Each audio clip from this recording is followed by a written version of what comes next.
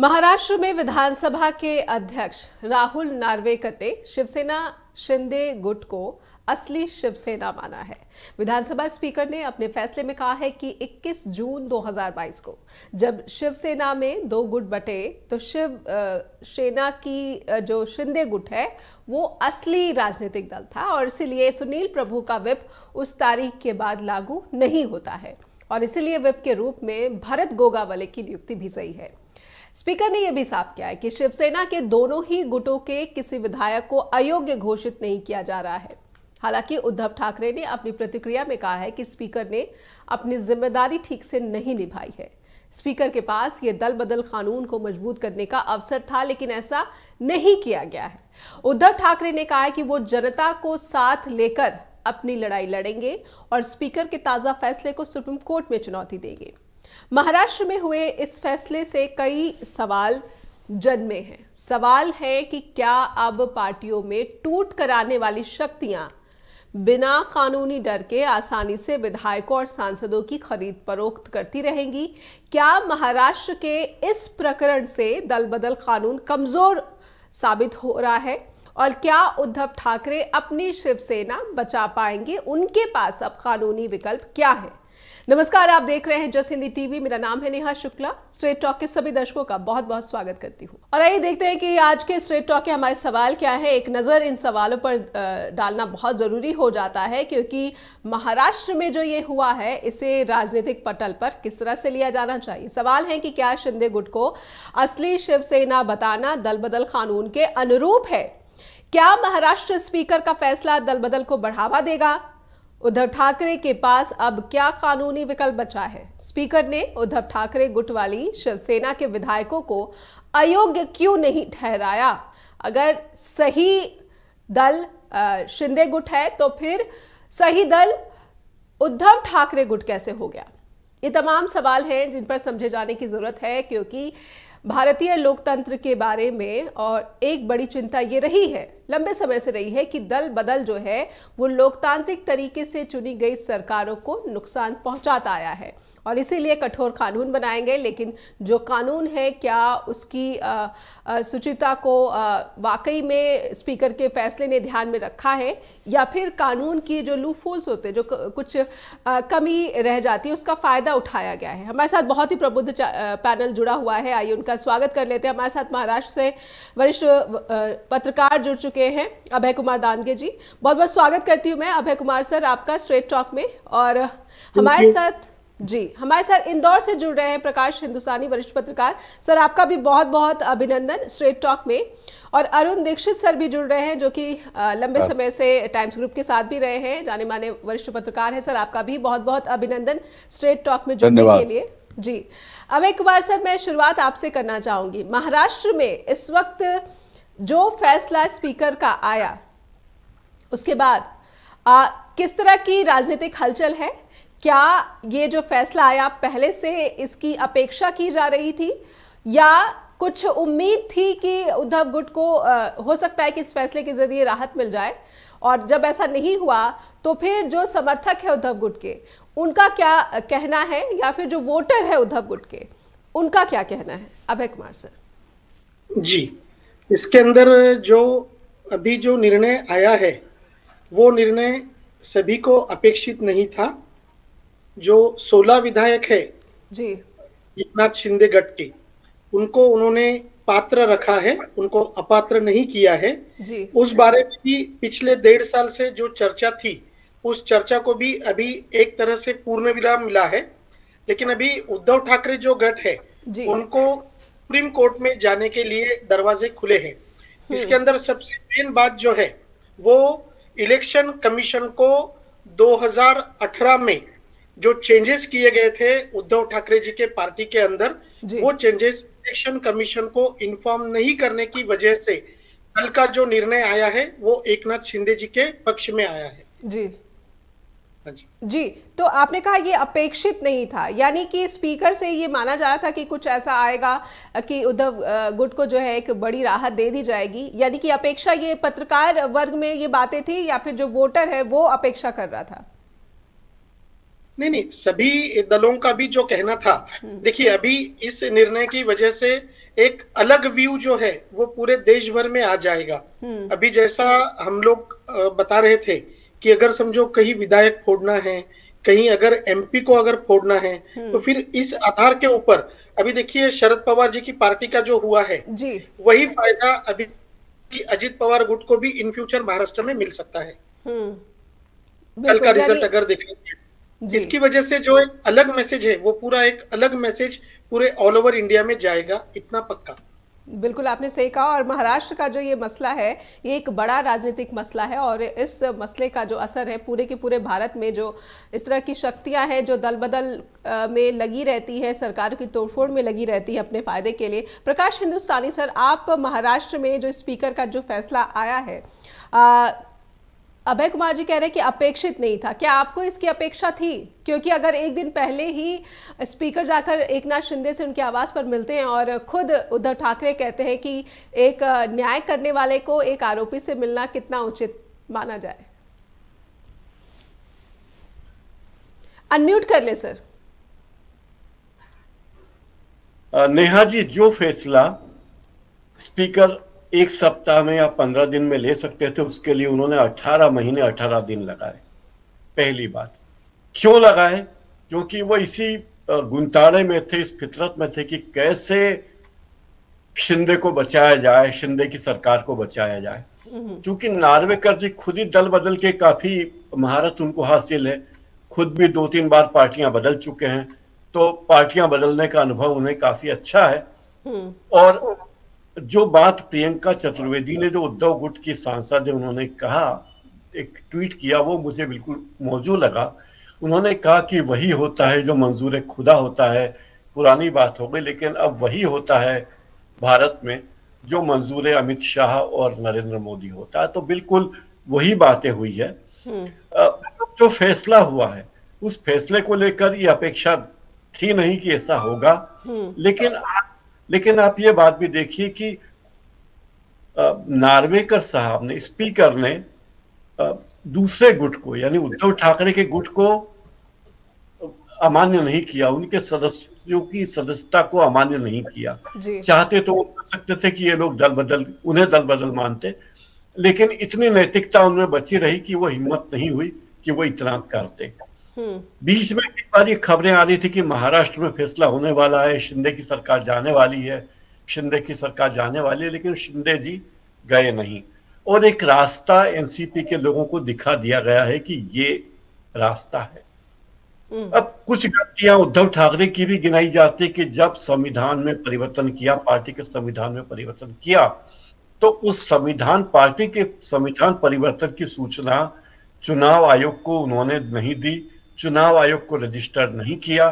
और ये एक कारण रहा उद्धव ठाकरे की पराजय का, उनके पराभव का। बाल ठाकरे के निधन के बाद जो संविधान संशोधन किया था जी, उसे चुनाव आयोग में पंजीकृत कराना था, उसने नहीं कराया। तो इतने तकनीकी मामले हो गए। लेकिन मोटी बात तो यह है कि जिसके साथ ज्यादा विधायक वो बड़ी पार्टी, वो मुख्य पार्टी, ये बात आम लोग तो ये मानते हैं। लेकिन कोई भी शिंदे को शिवसेना का प्रतिनिधि, असली शिवसेना महाराष्ट्र के लोग मानते हो, मुझे इसमें शक है। क्योंकि जब उद्धव ठाकरे और आदित्य ठाकरे हैं, ठाकरे शिवसेना मतलब ठाकरे, यही बात लोगों के जहन में आती कि शिवसेना मतलब ठाकरे। तो किस तरह शिवसेना हटी, किस तरह शिवसेना में विघटन हुआ, यह अपेक्षित नहीं था। अभी लोकसभा में भी ज्यादा सांसद शिंदे गुट के हैं और विधानसभा में भी। तो एक तरह से शिंदे फिलहाल तो किंग है और उन्हें झटका लगने, शिंदे को ठाकरे ने झटके बहुत दिए हैं, लेकिन शिंदे ने भी एक बार झटका दे दिया है जी। अब सुप्रीम कोर्ट में फैसला होने में कितना समय लगता है ये बात सब जानते हैं। बिल्कुल सुप्रीम कोर्ट में बहुत लंबा समय निकले, इतना समय भी लग जाए कि महाराष्ट्र में चुनाव की बेला आ जाए। शुक्ला जी नेहा जी। आइए अरुण दीक्षित जी के पास चलते हैं और उनसे समझते हैं कि इस मामले को, महाराष्ट्र के इस शिवसेना मामले को सर अब कैसे देखा जाना चाहिए। क्योंकि लगभग हमने देखा है कि पिछले 10 सालों में ही सिर्फ महाराष्ट्र ही नहीं, मध्य प्रदेश, कर्नाटक और भी ऐसे कई उदाहरण हैं जहां पर सरकारें तोड़ी गई, लोकतांत्रिक तरीके से चुनी हुई सरकारों में टूट हुई और एमएलए की खरीद फरोख्त भी सामने आई। और इसीलिए जो एंटी डिफेक्शन लॉ है, बार बार उस पर भी पूछा जाता है कि क्या ये इस कानून को और मजबूत किए जाने की जरूरत है। आपके नजरिए से आप महाराष्ट्र में जो कुछ हुआ है इसको किस तरह से देख पा रहे हैं? देखिए नेहा जी, एक बात बहुत साफ है, जैसे हमको भारत में ये पता है कि सूरज पूरब से निकलता है, ठीक उसी तरह महाराष्ट्र और देश में लोगों को पता है कि शिवसेना ठाकरे की है।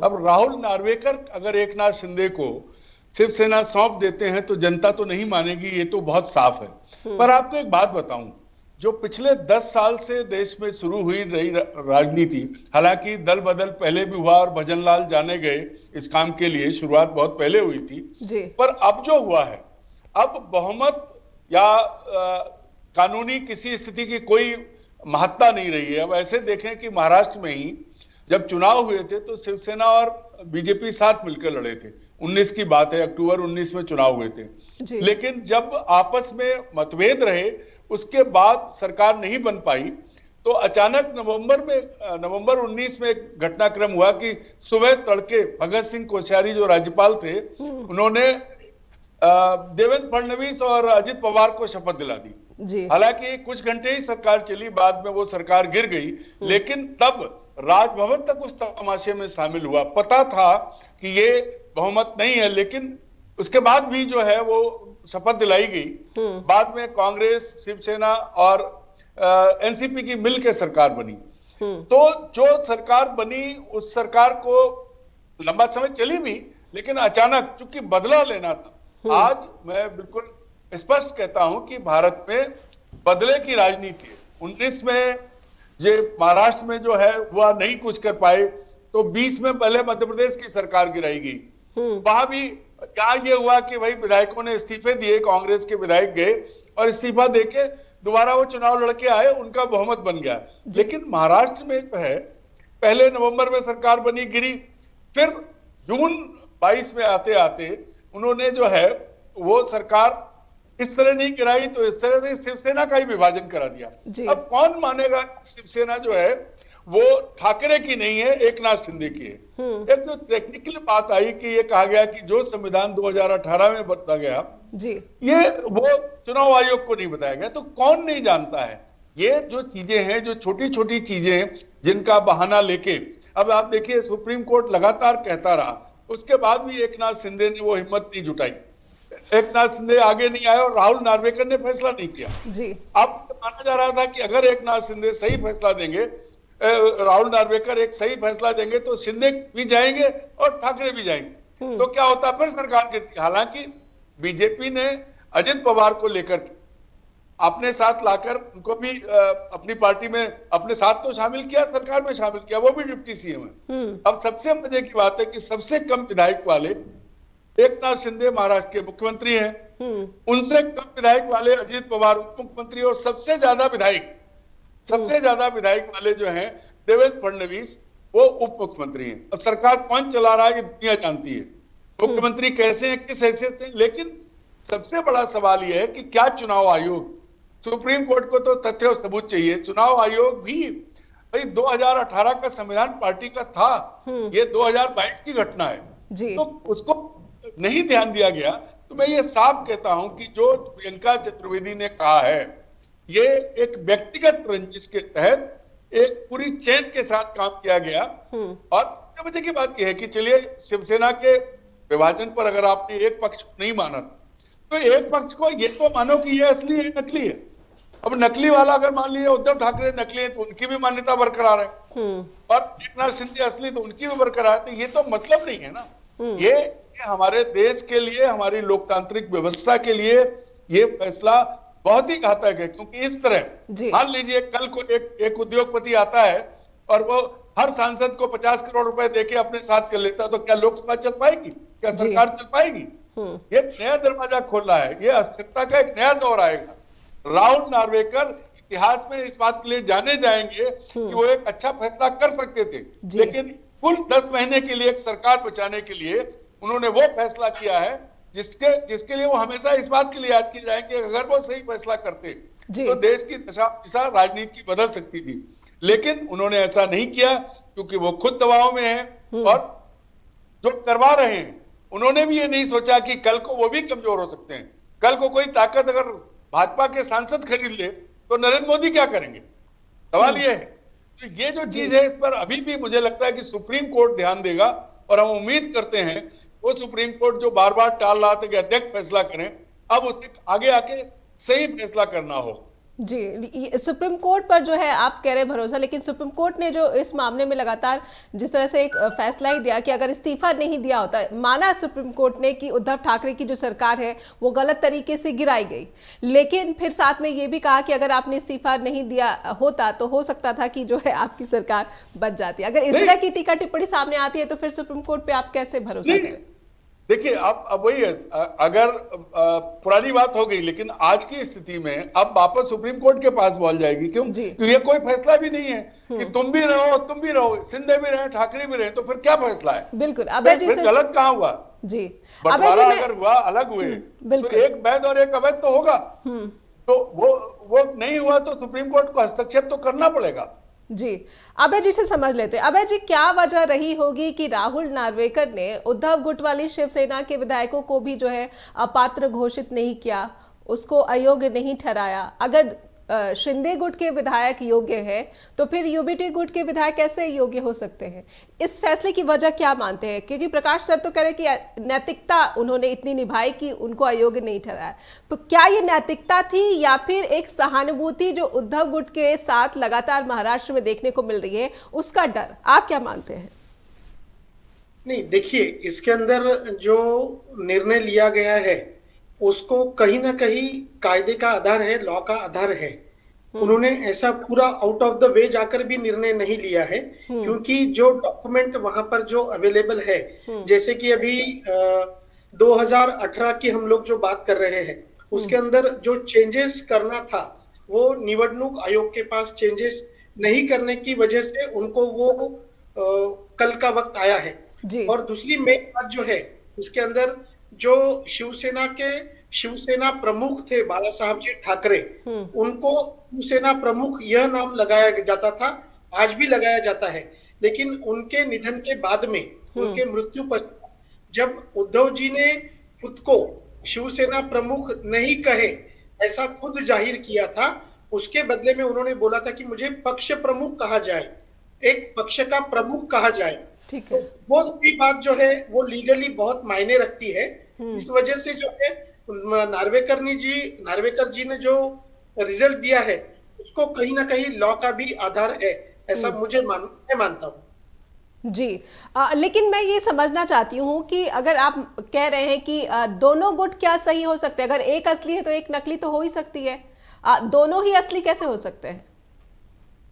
देखो, उन्होंने अपात्र किसी को भी नहीं किया है जी, क्योंकि जो मेजॉरिटी जो है वो अभी जाती है पक्ष की एकनाथ शिंदे जी के पास, और जिस वक्त उन्होंने फैसला लिया था पक्ष से बाहर जाने का, उस वक्त का जो उनका जो घटना जो है, पक्ष की जो घटना होती है, उसके अंदर के जो लूप होल्स हम जिसे कहेंगे, वो लूप होल्स का ही फायदा एकनाथ शिंदे जी को भी मिला है, और कहीं ना कहीं उसका भी बेस जो है उद्धव ठाकरे जी के आमदारों को अपात्र नहीं करने के लिए उसका भी बेनिफिट उनको मिला है, उद्धव जी के गठ को। हमारे साथ जो पैनल जुड़ा हुआ है उनसे बातचीत आगे बढ़ाते हैं। प्रकाश सर, मैं ये समझना चाहती हूँ कि बहुत सारे टेक्निकल चीज़ें कही जाती हैं कि आधार बन गया है कि राहुल नार्वेकर ने इस तरह का फैसला लिया है, वो टेक्निकल चीज़ें तो एक साथ हैं ही, लेकिन मैं ये भी समझना चाहती हूँ कि अब आगे क्या महाराष्ट्र में, अब इसके बाद आप क्या परिस्थिति देखते हैं कि शिवसेना के पास क्या जो है विकल्प खुला हुआ है? क्या वो जनता को लड़ाई में ले ले और जो उसके विधायक है उनको इस्तीफा दे देना चाहिए और खुलकर जो है जो एक परसेप्शन है, जैसे हमने देखा कि पिछले कई बार इस तरह की बातें सामने आई हैं कि सहानुभूति जो है वो उद्धव ठाकरे गुट के प्रति है, तो क्या इस सहानुभूति का राजनीतिक तौर पर और ज्यादा मजबूती से वो रख पाए, इसके लिए उनको इस्तीफा दे देना चाहिए? क्योंकि लोकसभा के चुनाव भी हैं, और सिर्फ उद्धव ठाकरे गुट को ही क्यों, पूरी की पूरी जो महाविकास अघाड़ी सरकार थी जिस तरह से गिराई गई, क्या सभी विधायकों को नहीं खोलकर सड़क पर आ जाना चाहिए? प्रकाश सर। नेहा जी, विरोध जरूर करना चाहिए, लेकिन इस्तीफा देना कोई विकल्प नहीं है। ठीक है। जो फैसला दिया गया उस फैसले में ये देखिए, चुनाव आयोग ने भी ये बात कही थी कि अगर उद्धव ठाकरे मुख्यमंत्री पद से इस्तीफा नहीं देते तो शायद उनका पक्ष ज्यादा मजबूत होता। अभी अरुण दीक्षित जी ने जो बात कही, मैं उससे इत्तेफाक रखता हूं। देखिए, जनता की निगाह में तो असली शिवसेना उद्धव ठाकरे गुट ही है, और उन्होंने कहा भी है कि हम इस बारे में सड़क पर जाकर फैसला करेंगे, जनता के बीच जाएंगे, मतदाताओं के बीच जाएंगे। एक और बात ध्यान देने वाली है नेहा जी कि नार्वेकर साहब ने जो फैसला सुनाया, 18 दिन बाद उन्होंने फैसला सुनाया है, लेकिन उनकी मंशा कोई फैसला सुनाने की थी नहीं। वे लटकाए रखना चाहते थे मामले को। वो तो सुप्रीम कोर्ट में चीफ जस्टिस ने आदेश दिया था कि आप इस बारे में 10 जनवरी तक फैसला सुना दीजिए जी। तो ये उनकी मजबूरी थी कि उन्हें फैसला सुनाना था। अब अगर उद्धव ठाकरे गुट के सदस्यों को अयोग्य घोषित कर देते हैं तो वो ये बात जानते हैं कि इसमें पूरी जनता की सहानुभूति उद्धव ठाकरे गुट के साथ होगी, तो वो उद्धव ठाकरे गुट को सहानुभूति भी नहीं मिलने देना चाहते जी। वो चाहते हैं कि कुछ इस तरह मामले को उलझा दिया जाए कि लोगों को ही समझ में ना आए। लेकिन महाराष्ट्र में आमतौर पर यह माना जाता है कि शिवसेना मतलब ठाकरे परिवार। बाल ठाकरे ने शुरुआत की थी, उद्धव ठाकरे ने उस परंपरा को आगे बढ़ाया है, और जिस दमदारी से बाल ठाकरे ने शिवसेना को चलाया, और उनकी जो भी बातें रही हो, लेकिन कई बार उन्होंने नैतिक मूल्यों का बहुत पालन किया, नैतिकता के रास्ते पर चले जी। बीजेपी कई बार उससे रास्ते से उतरी, एनसीपी उससे उतरी, लेकिन बाल ठाकरे की पार्टी अपने रुख पर अड़ी रही। जब वो बीजेपी से बड़ी पार्टी थी तब भी वो उनका यही रुख था, और बीजेपी से छोटी पार्टी हुई तब भी उनका यही रुख है जी। लेकिन मुझे लगता है कि स्पीकर महोदय ने अपनी तमाम वफादारियों को जिस तरह से साबित किया और लगातार करते रहे, उससे लोकतंत्र की मर्यादा तार तार हुई, संविधान के लोगों का विश्वास थोड़ा कम हुआ, और दल बदलुओं को तवज्जो मिला।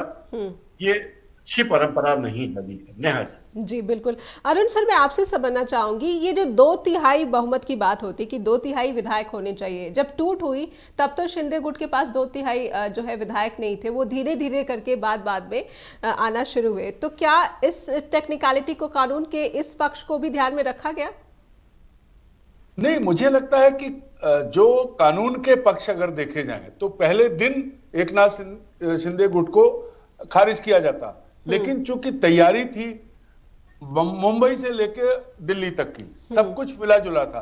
अब आप बताइए, 18 महीने तक सुप्रीम कोर्ट के ऑर्डर को लटका के रखा गया, और वो भी तब तय किया गया जिस दिन आखिरी तारीख थी। तो ये पूरे एक लीग में थे, दिल्ली से लेके और वहां तक सब चीजों को लटकाना था। देखिए, नैतिक रूप से तो ये जो आधार लिया गया कि भाई कांग्रेस के साथ चले गई है शिवसेना, बाला साहब ठाकरे के उसूलों के खिलाफ है, लेकिन वो एकनाथ शिंदे उन्हीं अजित पवार के साथ बैठने में कोई गुरेज नहीं कर पा रहे हैं, जिन पर 70,000 करोड़ के घोटाले का आरोप तो खुद प्रधानमंत्री ने लगाया था जी। लेकिन जैसे ही वो उनके गठबंधन में शामिल हुए, वैसे ही सार्वजनिक रूप से पुणे में मंच पर प्रधानमंत्री अजित पवार का कंधा ठोक रहे थे, जैसे बहुत अच्छा किया, वापस आ गए, बहुत बढ़िया है। तो आज सबसे बड़ी समस्या यह है कि जितने संवैधानिक संस्थान हैं, जो संवैधानिक मर्यादाएं हैं, उनको सुनियोजित ढंग से तोड़ा जा रहा है। आप कर्नाटक की याद कीजिए, आप पूर्वोत्तर के राज्यों को लीजिए, आप मध्य प्रदेश को लीजिए, आप हरियाणा को लीजिए, कहीं भी कोई किसी तरह का वो नहीं है। जहां मतलब नैतिक, जिस पार्टी को, जिस अटल बिहारी और लालकृष्ण आडवाणी की जिस पार्टी को पार्टी विद डिफरेंस कहा जाता था, जिसकी ये माना जाता था कि अटल जी ने एक वोट के लिए अपनी सरकार गिरवा दी थी, अगर वो इस से चल रहे होते तो शायद आज देश कहीं और होता। लेकिन चूंकि अब जो सबसे ऊंचे पद पर बैठे हैं, उन्होंने कानून, संविधान और बाकी नैतिकता को तिलांजलि दे दी है, एक किनारे कर दिया है। तो ऐसे में हम यहाँ जब ये बात कर रहे हैं इसका भी कोई मतलब नहीं है, क्योंकि उन्हें नहीं मानना है, उन्हें ना कानून को मानना है, ना उन्हें संविधान को मानना है और ना ही उन्हें नैतिक बातों को मानना है। अगर ऐसा होता, लेकिन अरुण सर, जनता को तो मानना ही है, जनता को तय करना है कि कौन सही और कौन गलत। हाँ, ये जनता ही करेगी अब। अन्यथा आप देखिए, एक ताजा उदाहरण है कि देश भर की महिला पहलवान रोती रह गई और सरकार ने उस आदमी को नहीं हटाया जिसके ऊपर सब आरोप लगे थे। तो ये जो चीजें हैं, बिल्कुल अहम ब्रह्मास्मि वाले भाव के साथ अगर नरेंद्र मोदी जी चलते हैं और उनके नीचे पूरी व्यवस्था उसी आधार पर चलती है, तो उसका फिर उसका लगता है कि अगर कुछ करेगी तो जनता ही करेगी, क्योंकि अगर आप बोलेंगे तो आप अर्बन नक्सल हो जाएंगे और कोई हो तो सबको कटघरे में खड़ा करने का जो एक सुनियोजित अभियान चल रहा है, उत्तर से दक्षिण और पूरब से पश्चिम, ये हमारे देश के लिए, हमारी व्यवस्था के लिए, हमारे लोकतंत्र के लिए और हमारे संविधान के लिए, हालांकि संविधान तो अब मातुहीन हो ही चुका है, उसकी बातों को ही बदला जा रहा है, चीजें बदल रहे हैं, ये सबके लिए घातक है। और एक और बात है कि ऐसा तो नहीं कि हर कोई स्थायी रहता है, अगर कल को दूसरे दलों ने भी इन्हीं चीजों का अनुसरण किया तो फिर इनके साथ क्या होगा? ये स्थायी नहीं है। ऐसा नहीं हो सकता कि अभी तो ठीक है बहुमत मिल गया विधानसभाओं में, उसमें लोकसभा में भी मिल सकता है, बड़ी बात है, ईवीएम पर बात हो रही है, लेकिन ऐसा नहीं है। दुनिया में सब कुछ चलता रहता है जी। अगर ये नहीं सोचेंगे कि भाई अगर संविधान खत्म हो जाएगा, नैतिकता खत्म हो जाएगी, तो समाज चलेगा कैसे? राहुल नार्वेकर जी अगर नैतिक रूप से फैसला करते तो कहते ये सही है, अगर उनमें हिम्मत थी तो कहते एकनाथ शिंदे बाला साहब ठाकरे का वारिस है, तब तो माना जाता। अब उनका पुत्र अगर उनका वारिस नहीं है तो फिर कैसे, फिर कौन मानेगा इसको? ये जो चीजें हैं, तकनीकी आधार पर आप सच के अलावा और कुछ नहीं कर सकते। झूठ कह सकते हैं थोड़ी देर के लिए, मान लिया कि चुनाव आयोग के पास वो संविधान नहीं पहुंचा जिसमें उन्होंने बदलाव किया था, इसका क्या अर्थ है? इसका ये अर्थ हो गया कि कल को ये भी कह देंगे कि उद्धव ठाकरे बाला साहब ठाकरे के पुत्र ही नहीं है। ये कौन सी बात है? तो ये तो चूंकि सब कुछ दिख रहा है, जिसको कानूनी जामा पहनाने की कोशिश की गई है। हम लोकतंत्र नियमों की बात करते हैं, लेकिन हमें सब दिख रहे हैं कि इनकी वास्तविकता क्या है। और एक ही लाइन में, ये हमारे पूरे सिस्टम के लिए बहुत घातक है। आज जो चीज शुरू हुई है, कल पैसे के बल पे किसी भी राज्य की, किसी भी प्रांत की और केंद्र की सरकार गिराई जा सकती है। तब फिर क्या होगा जी? वो अस्थिरता आएगी तब क्या होगा? बिल्कुल बिल्कुल, सबसे बड़ा सवाल है। सवाल लगातार बने हुए हैं और महाराष्ट्र में ये जो राजनीतिक हलचलें हुई हैं, घटनाक्रम है, ये कहीं ना कहीं पूरे देश की राजनीति पर एक जो है गहरा असर डाल रही हैं और इसीलिए इस राजनीतिक स्थिति को जो कि महाराष्ट्र की, उसको समझे जाने की बहुत ज़रूरत। आइए बातचीत आगे बढ़ाते हैं। हमारे साथ अभय कुमार दानगे जी भी जुड़े हुए हैं लगातार, उनसे समझते हैं कि सर, अब मैं ये समझना चाहती हूँ कि स्पीकर के ताज़ा फैसले को आप एनसीपी में हुई टूट से किस तरह से जोड़कर देखते हैं? किस तरह का संदेश एनसीपी के उन विधायकों को मिला है जो कि अजीत पवार गुट के साथ है और शरद पवार गुट के साथ भी? देखिए, ये नार्वेकर जी का जो रिजल्ट आया है, इसकी वजह से पूरे महाराष्ट्र में हड़कंप मचा हुआ है, ये सही बात है। अभी कल का वो जो अगर रिजल्ट हम आंखों के सामने अगर रखेंगे तो उसका बेनिफिट कहीं ना कहीं अजीत पवार गट को मिलना ही है। और अभी देखिए, इस प्रकार से शरद पवार गट में जितने भी आमदार, जितने भी एमएलए हैं, उनको भी चल शुरू हो गई है। शायद ऐसा ना हो कि जो बचे कुचे एमएलए जो शरद पवार जी के पास है, वो भी ये नार्वेकर जी का रिजल्ट देखकर अजीत पवार जी के गुट में शामिल हो जाए। उस बात की देर नहीं लगेगी कि जितना भी अभी मनुष्य बल या जितना आमदारों की संख्या शरद पवार जी के पास है, वो कभी ना कभी जल्द से जल्द वो अगर बोलेंगे तो भी गलत नहीं होगा, लेकिन वो शायद अजीत पवार गट को जुड़ जाएगा। और ये बहुत बड़ी आशंका है, फिर तो बहुत बड़ी चुनौती है शरद पवार के सामने। हाँ जी, बिल्कुल। आने वाला जो समय है वो शरद पवार जी के लिए महाराष्ट्र के हिसाब से तो भी अच्छा नहीं दिख रहा है, और इंडिया गठबंधन के लिए भी। जी यस जी। प्रकाश सर, आप क्या कहते हैं इस बात पर जो अभय सर ने आशंका जताई है कि सबसे बड़ी चुनौती तो खड़ी हो गई शरद पवार के सामने? अभय जी ने बिल्कुल सही बात कही। शरद पवार गुट के सामने बड़ी चुनौती खड़ी हुई है, अजीत पवार के सभी लोगों के सामने। लेकिन मुझे लगता है कि राजनीति में जिस तरह से अनैतिकता का बोलबाला हो रहा है वो बहुत ही शर्मनाक है। आपने राजस्थान में देखा कि जो व्यक्ति उम्मीदवार है चुनाव में, मतदान एक सीट पर मतदान बाद में हुआ, लेकिन बीजेपी के उम्मीदवार को वहां के मुख्यमंत्री ने मंत्री बना दिया, और जब चुनाव का मतदान हुआ तो नतीजे में वो उम्मीदवार हार गया। यानी जो व्यक्ति चुनाव नहीं जीता और चुनाव होने वाला है, ये मतदाताओं को प्रभावित करने की कितनी बेशर्मी है कि देखिए तो उससे मंत्री बना ही दिया है, उसे वोट दीजिए, लेकिन लोगों ने उस व्यक्ति को हरा दिया। ये चुनावी प्रक्रिया का ही मजाक बनाना जैसा हुआ कहीं ना कहीं। हर प्रदेश में बनाया जा रहा है, और पार्टियों के हाईकमान से जो अपेक्षा थी, जो अपेक्षा कभी अटल बिहारी वाजपेयी से थी और उन्होंने उसका पालन किया था, एक आप देखिए कि सदस्यों की सदस्यता, एक आरोप के कारण कई सदस्यों की सदस्यता चली गई थी, 12 सदस्यों की सदस्यता चली गई थी, और खुद संसद में ही सदस्यों ने प्रस्ताव रखा था कि क्योंकि इन लोगों ने अनैतिक कार्य किया है इसलिए इनकी सदस्यता वापस ले ली जाए। तो वो नैतिक मापदंड अब कहीं नजर नहीं आते। नेहा जी बिल्कुल बिल्कुल। अरुण सर, अब आप क्या देखते हैं? एक तरह से ये माना जा रहा था कि अगर इंडिया ब्लॉक की बात की जाए तो महाराष्ट्र में स्थिति बहुत अनुकूल है और परेशानी होगी तो वो एनडीए गुट को होगी। अब इसके बाद क्या ऐसा है कि एनडीए गुट ने जो है खुद को अब बचा लिया है, खुद को संरक्षित कर लिया है, लेकिन चुनौती तो बड़ी खड़ी हो गई है अब इंडिया ब्लॉक के सामने? देखिए 10 महीने बाद जब चुनाव होंगे नेहा जी, तब कौन किधर जाएगा ये देखना होगा। अभी सरकार 10 महीने की बची है, उसमें कुछ भी हो सकता है, अभी सब सरकार में शामिल रहेंगे। जो बात अभी कह रहे थे प्रकाश जी ने कही, जो सबसे बड़ा संकट है, आप देखिए अभी हमारी संसद में 141 सांसदों को इसलिए सदन से बाहर कर दिया गया था क्योंकि वो बेल में चले गए थे। अब जो एक तरफा चीजें हो रही हैं और जो एग्जाम्पल सेट किए जा रहे हैं, वो इस देश के लोकतंत्र के लिए, इस व्यवस्था के लिए, क्योंकि नैतिकता तो पूरी तरह खत्म हो गई है। कल को आप इस तरफ आ जाइए, अगर आपको लोभ मिलेगा, लालच मिलेगा तो आप इस तरफ आ जाइए, दोनों तरफ बने रहिए, आपका नुकसान नहीं होना है। अब किसी बात का डर नहीं होगा।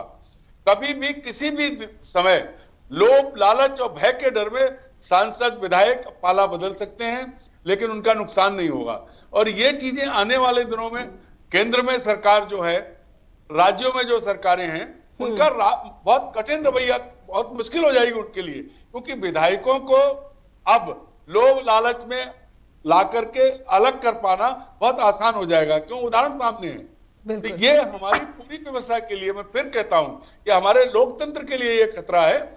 एनडीए और इंडिया तो वैसे ही कमजोर है, लेकिन एनडीए में जिस तरह की चीजें, आखिरकार लोग आ कहां से रहे हैं एनडीए में? इंडिया से ही आ रहे हैं। वही लोग जो कल तक भ्रष्ट से, वो आते ही एकदम साफ हो जाते हैं। तो ये अनैतिकता का जो माहौल है, जो बोलबाला है, ये इसका असर आज अगर आम आदमी को नहीं दिख रहा है तो आने वाले दिनों में जो पड़ेगा, जनता इससे उबर नहीं पाएगी। सबसे ज्यादा खामियाजा इस देश के लोकतंत्र और आम आदमी को भुगतना पड़ेगा, क्योंकि जब लोग बिकने लगेंगे, विधायक और सांसद बिकने लगेंगे, तब फिर क्या होगा? क्या उम्मीद करेंगे आप? तो जो चाहेगा वो कानून पास होंगे। बिल्कुल। कौन रोकेगा? इस खतरे को कोई नहीं देख रहा, और इस खतरे को, लोकतंत्र बचाने के लिए खतरे को देखना जरूरी है। महाराष्ट्र में जो हुआ है वो कल दिल्ली में भी हो सकता है। ऐसे में महाराष्ट्र एक बहुत महत्वपूर्ण भूमिका निभा सकता है। महाराष्ट्र एक बहुत जी अब अगर ये फैसला नार्वेकर जी सही फैसला दे देते और सच को आगे लाते तो एक मिसाल बनती और पूरे देश में ये चीजें रुकती, लेकिन अब रुकेंगी नहीं, अब और बढ़ेंगी। बिल्कुल। अबे सर, मैं आपसे समझना चाहूंगी कि अब ये लगातार पहले दिन से ही जब बार बार लोकसभा की बात होती है, चुनाव की बात होती है, तो महाराष्ट्र की भूमिका को काफ़ी अहम माना जाता है। और जिस तरह से यहाँ पर बीजेपी सत्ता में आई, जिस तरह से पहले शिवसेना को तोड़ा गया, उसके बाद अब एनसीपी को तोड़ा गया, तो अब क्या ये माने कि ये सीधी सीधी अगर लोकसभा चुनाव की लड़ाई की बात की जाए तो महाविकास अघाड़ी या फिर इंडिया ब्लॉक, इसके पास यही रास्ता है कि अब सीधे जनता के पास जो है आप मोर्चा खोल दीजिए, अब जनता के दरबार में जाइए, तभी आप लोकसभा चुनाव में अपनी गुंजाइश देख पाते हैं, नहीं तो ये पूरा का पूरा जो है ये एनडीए को फायदा देता हुआ नजर आ रहा है अब इसकी बात से? देखिए, अभी इसका जो असर है वो लोकसभा के इलेक्शन में जरूर दिखेगा, लेकिन हम जैसा कहते हैं कि जनता आज का कल याद नहीं रखती है, परसों का कल याद नहीं रखती है। अगर वैसा माना जाए तो भी 22 जनवरी को जो अयोध्या में जो कार्यक्रम होने जा रहा है उसके बाद में की जो परिस्थिति रहेगी वो तो मुझे लगता है कि बीजेपी के फेवर में ही रहेगी। और जो अभी महाराष्ट्र का जो निकाल आया है उस निकाल का और इलेक्शन होने तक का जो वक्त है उसके अंदर बहुत सारा टाइम रहने की वजह से ये जो बात है वो लोकसभा इलेक्शन तक लोग शायद भूल जाएंगे, और जब वोट देने की बारी आएगी या वोट देने का जब वक्त आएगा उस वक्त का चित्र, उस वक्त का माहौल शायद बहुत अलग रहेगा। जी, यानी कि बहुत ज़्यादा जो है महाराष्ट्र की जनता इन सब चीज़ों को बहुत ज़्यादा जो है ध्यान में रखकर आगे नहीं बढ़ रही है, लेकिन राष्ट्रीय स्तर पर जब लोकसभा चुनाव की बात आती है तो राष्ट्रीय स्तर के मुद्दों का जो प्रभाव महाराष्ट्र में जनता पर देखने को मिलता है, और राम मंदिर का जो मसला है वहाँ पर अभी फिलहाल में उसका भी असर ज़्यादा देखने को मिल रहा है। बहुत बहुत धन्यवाद करना चाहूँगी अभय कुमार सर आपका भी, प्रकाश सर आपका भी, और अरुण दीक्षित सर आपका भी कि आपने समय निकाला और स्ट्रेट टॉक के साथ जुड़े। और दर्शकों से अनुरोध करना चाहूँगी कि आपको स्ट्रेट टॉक कैसा लगा, आप अपना सुझाव हम तक अवश्य पहुंचाते रहिए। info@justbroadcasting.com और neha@justbroadcasting.com पर हमारी ये पूरी कोशिश रहती है कि हम आपके सामने कुछ ऐसे ज्वलंत मुद्दे लेकर लगातार सामने आते रहें, उनको समझने की कोशिश करते रहें, और ना सिर्फ उन समस्याओं को समझने की कोशिश करें बल्कि उनका समाधान क्या हो सकता है इस पर भी व्यापक और विस्तार से चर्चा करके उसको समझने की कोशिश की जाए। बहुत बहुत धन्यवाद, फिर होगी मुलाकात, अपना ख्याल रखिए।